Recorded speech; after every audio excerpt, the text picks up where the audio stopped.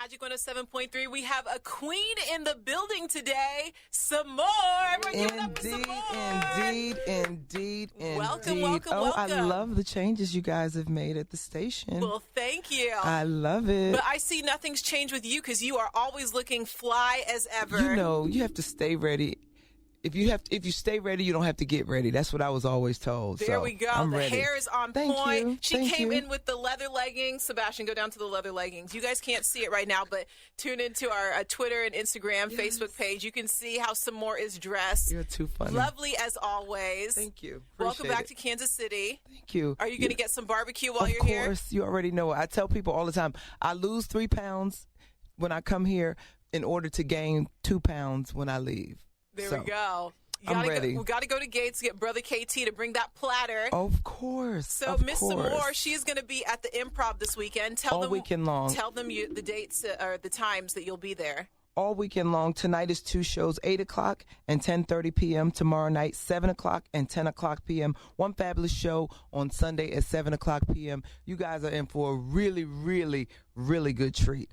The show this year is popping. It is really, really good. I've worked every single weekend since January this year. You need a vacation. Oh, I love what I do. But when you love what you do, you know. Exactly. It doesn't feel like work when you're on stage. No, it doesn't feel like work. So you guys, the show that you guys are going to get, well-groomed machine, it's going to be awesome. So explain to people, if they've never been to a Sommore show, what can they expect?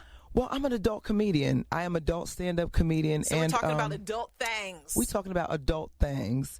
And I'm an adult stand-up comedian, and you're going to get real. Like, I am real. And a lot of people don't do real. Mm-hmm. Like, we're just living in a society where a lot of things are not real anymore. Reality TV isn't even real. No. You know, any kind of way they tell you what to say, that's not reality. Mm-hmm. You see what I'm saying? So I deal in what's real and, you know, real and funny. Real and funny. Mm-hmm. So speaking of reality TV, I remember that you were one of the hosts for oh my gosh, Love and Hip Hop Atlanta reunion, and I miss you doing the reunions. Are you watching this season? I am. And the reason why I hosted it was because I was a fan of the show, and I'm nosy. I am super nosy. Me too. I wanted to find out if this was really real. So what can you tell us? Spill the tea right now. I was mad that they fought because there was a lot of questions that I had, and because of the fight, we weren't able to do a normal reunion. Okay. So I asked more questions off air than on air because I was like, "Is this real? Like, how do y'all First of all, I commend anybody who does reality TV for you to open up your life to the whole world to judge you. And that's what we do in this society, for the whole world to judge you. Like, that's big. And then for you to try to have somewhat of a relationship on national TV, like, that was really big. But, some of the things that I could tell, like, Nico was a fraud. I could tell that, some of the storylines were kind of like, So really? From the beginning, did you know that the sex tape was planned? No. You didn't? No, I really thought that it was actually stolen from the suitcase? I didn't. I went into it open-minded. I didn't try to make my mind up either way. I just wanted to be neutral and just hear what they had to say. I really tried to not have an opinion because I didn't want to kind of lean towards this way or that way. So I just wanted to basically let them talk and just try to be neutral in the whole thing. Yeah. Well, for New York, my favorite is Cardi B, but I always love the Puerto Rican princess, Jocelyn. So how was it? How was she? Because she was really real.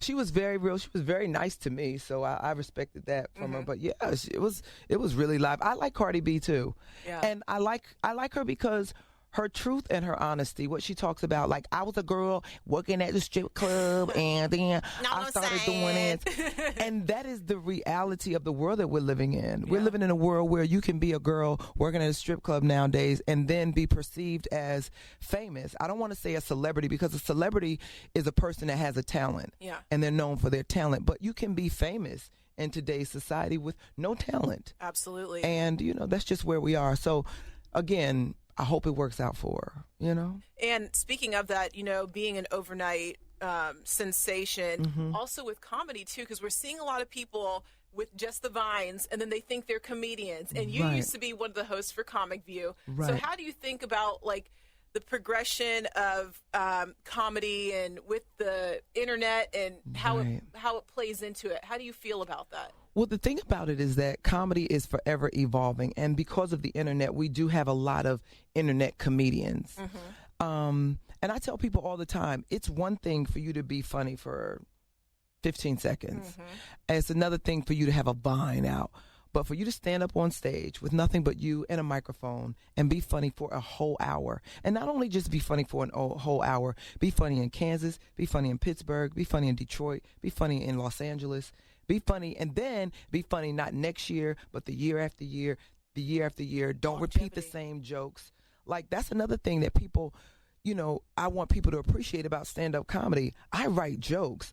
My routine, I work on it. It's fresh. A lot of people go see the same comedians and they tell the same jokes over and over again. And it amazes me because I watch and I look at the audience laugh like they've never heard that before. And I'm looking at them like, are you serious?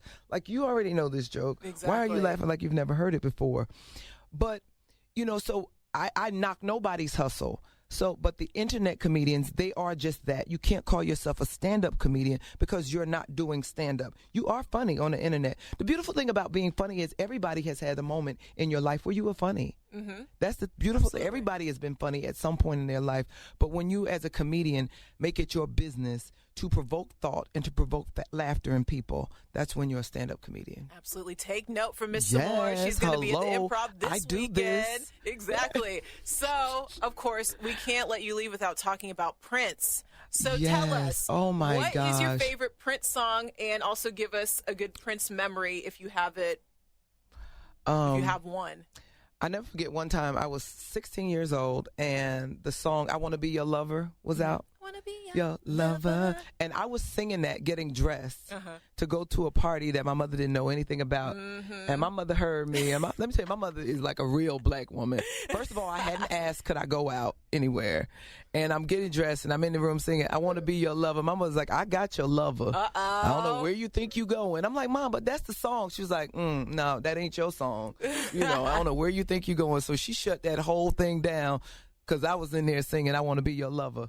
But I can't say that I was a Prince fan, but here's what I can say. I was a fan of his work ethics. Absolutely. Like, he was a heck of a businessman. Yes. Like as an artist, you have to respect his business. You know, it's one thing to be an entertainer, then there's entertainment, the business of entertainment. And he owned that. And he owned that. He owned every aspect of that. And I tell anybody, people come to me all the time and they say, you know, what can you give, what kind of advice can you give people coming into the entertainment business? Know your business.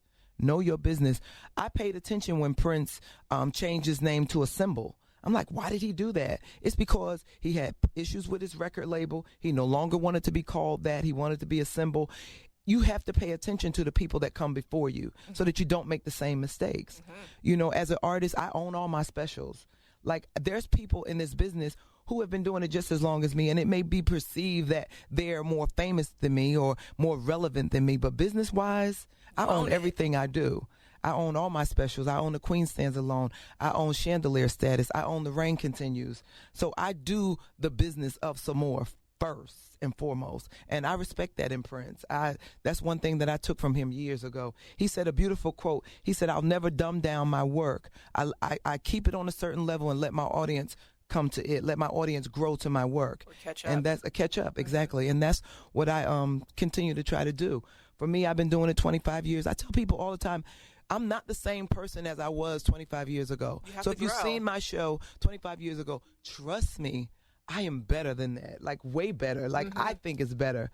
Absolutely. Because if you're not better, how did you grow as a person, you know? Exactly. So revisit it. Come see me this weekend. It's going to be so fly, so fly. 2 fabulous shows tonight, 2 shows tomorrow night, 1 show on Sunday night. You won't be disappointed. Make sure you get your tickets now. Where can they find you on social media? Social media, at Instagram at Sommore, Sommore, on Twitter at Sommore So Funny, and on Facebook at Sommore. Are you not doing Snapchat yet? I do not do Snapchat. Are you going to be doing it? No, what is? I can't understand. It's like short videos. Short videos, yeah, and then they disappear.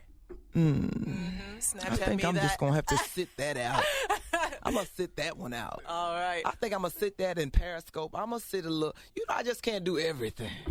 I'm going to sit that one out. All right. Yeah. Well, we are Magic 107.3 Sommore. Thank you so much for coming by. Thanks for interviewing me. I appreciate it. Anytime.